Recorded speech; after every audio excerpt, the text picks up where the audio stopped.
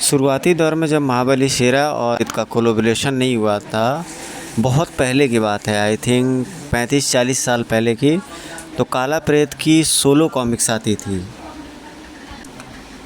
सिरकटी लाशों का आतंक सारे भारत नगर में छाया हुआ था। शाम ढलते ही शहर में से मरघट का सा सन्नाटा फैल जाता था।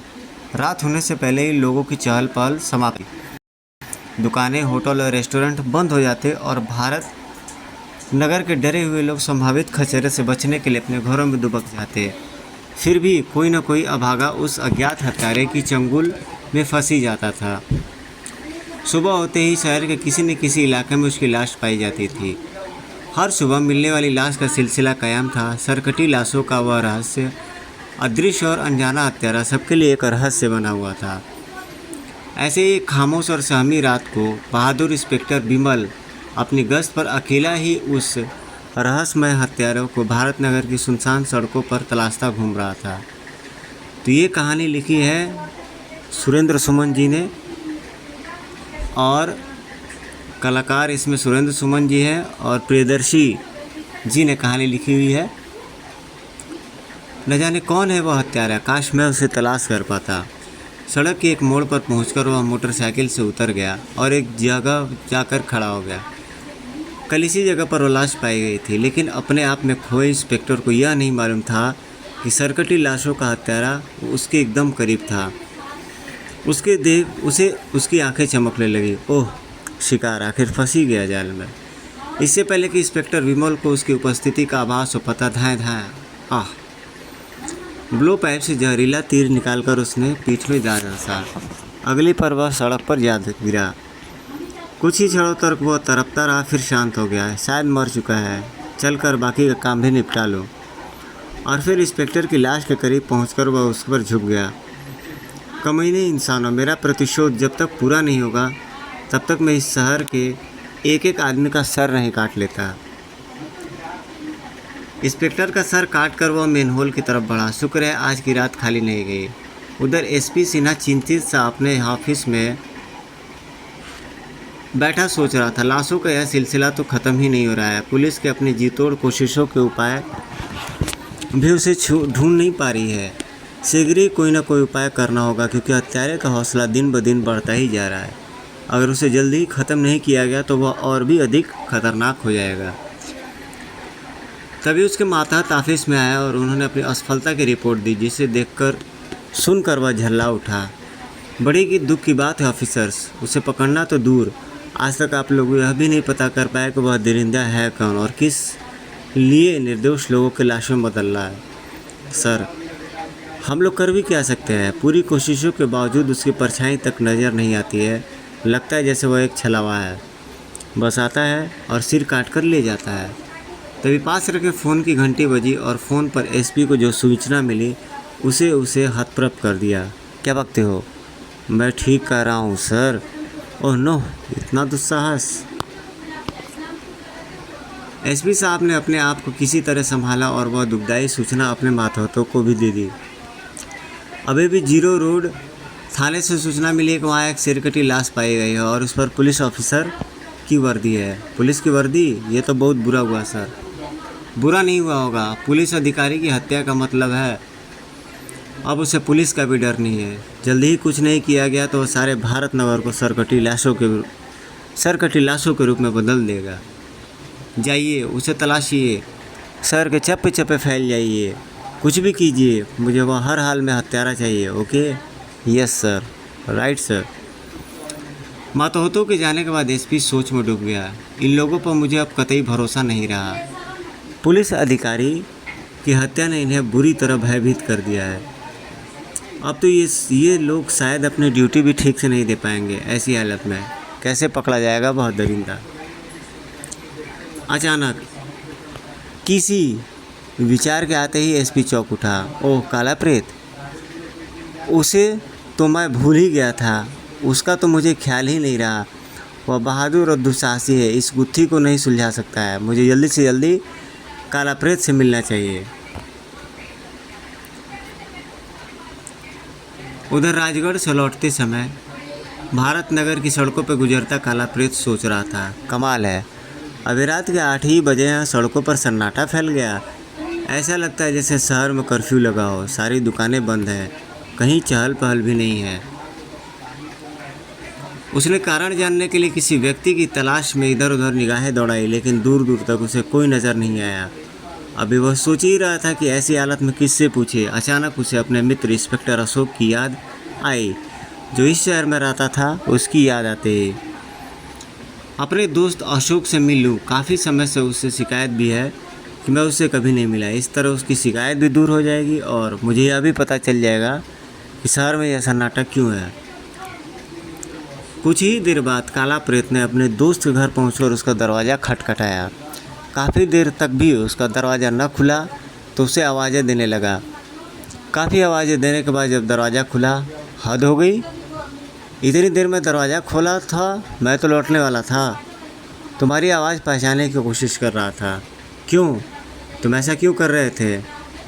बताता हूँ, पहले भीतर आ जाओ। अंदर आने के बाद, क्या बात है दोस्त, तुम कुछ घबराए हुए लग रहे हो। क्या तुम्हें कुछ भी नहीं पता? तुम बताओगे तभी तो जानूंगा। शहर में कोई दिखा ही नहीं, किससे पूछता? क्या बात है दोस्त, यह सारा शहर वीरान क्यों पड़ा है? तुम भाग्यशाली हो काला प्रेत, जो इस समय सही सलामत मेरे घर पर पहुंच गया और वह तुम्हें नहीं मिला। कौन नहीं मिला दोस्त? तुम किसकी बात कर रहे हो? न जाने कौन बुलाया वह। हर सुबह भारत नगर वालों को एक सरकटी लाश का तोहफा दे जाता है। सच काला प्रेत, जब इंस्पेक्टर विमल की लाश मिली है, हम भी बुरी तरह भयभीत हो गए हैं। उसे कोई नहीं जानता भैया, लेकिन आज सारा शहर उससे आतंकित है। शाम होते ही लोग घरों में घुस जाते हैं। तुम्हारी आवाज़ इन्होंने पहचानी न होती तो किसी भी कीमत पर दरवाज़ा नहीं खोलते। ओह, तो ये बात है। यह सन्नाटा उसी दरिंदे की वजह से है। हाँ काला प्रेत, आज मेरी रात की ड्यूटी है। मुझे उस अनजान हत्यारे को तलाशना है, लेकिन मैं सोच रहा हूँ भाड़ में गए ऐसी नौकरी। जान है तो जहान है। सुबह ही रिजाइन लिखकर एसपी को दे दूँगा। काला प्रेत अपने दोस्त को उसकी कायरता के लिए धिक्कारने लगा। तुम्हें ऐसा नहीं सोचना चाहिए अशोक। तुम बहादुर हो, इसलिए काला प्रेत तुम्हारा दोस्त है। तुम्हारी यह कायरता भरी बात सुनकर मुझे दुख हुआ। सोचो, जब एक पुलिस ऑफिसर होते हुए भी तुम खुद डर गए हो तो आम आदमी का क्या होगा? नहीं, तुम्हें कमज़ोर नहीं पड़ना चाहिए। तुम्हें उनकी रक्षा करना तुम्हारा फ़र्ज है, ड्यूटी है। लेकिन काला प्रेत,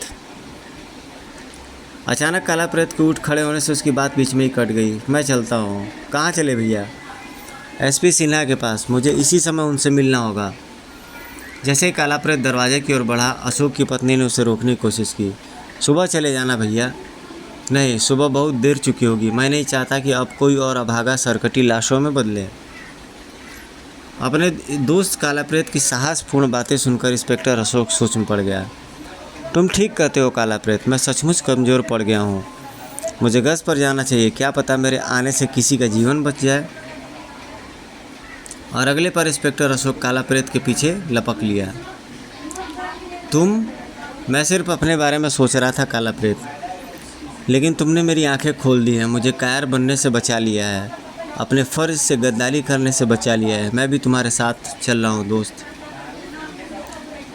उन्हें जाता देख इंस्पेक्टर अशोक की बीवी मन ही मन प्रार्थना करने लगी, हे ईश्वर, मेरे सुहाग और उनके दोस्त की रक्षा करना। अब एक जगह पहुंचकर इंस्पेक्टर अशोक ने उसे मोटरसाइकिल रोकने को कहा। बस दोस्त, मुझे यहीं उतार दो। मेरी ड्यूटी इसी इलाके में है। लेकिन मुझे और शर्मिंदा मत करो काला प्रेत।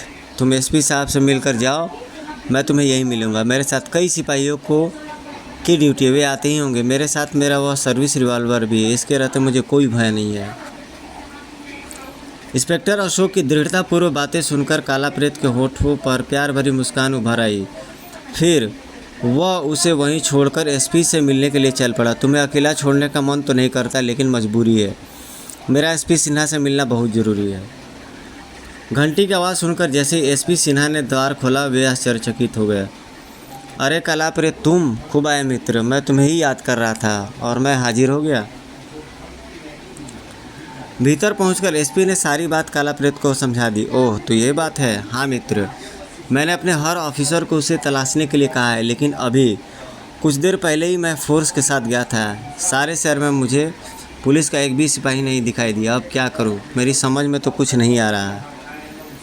एसपी की बात सुनकर काला प्रेत अचानक उठ खड़ा हुआ। तो इसका मतलब है कि अशोक के पास कोई सिपाही नहीं पहुंचेगा, वह अकेला होगा। उसे इस तरह जाते देख क्या हुआ, मैं आपसे फिर मिलूंगा इस सिन्हा साहब। और अगले पल वह बाहर खड़ी अपनी मोटरसाइकिल की ओर लपक पड़ा।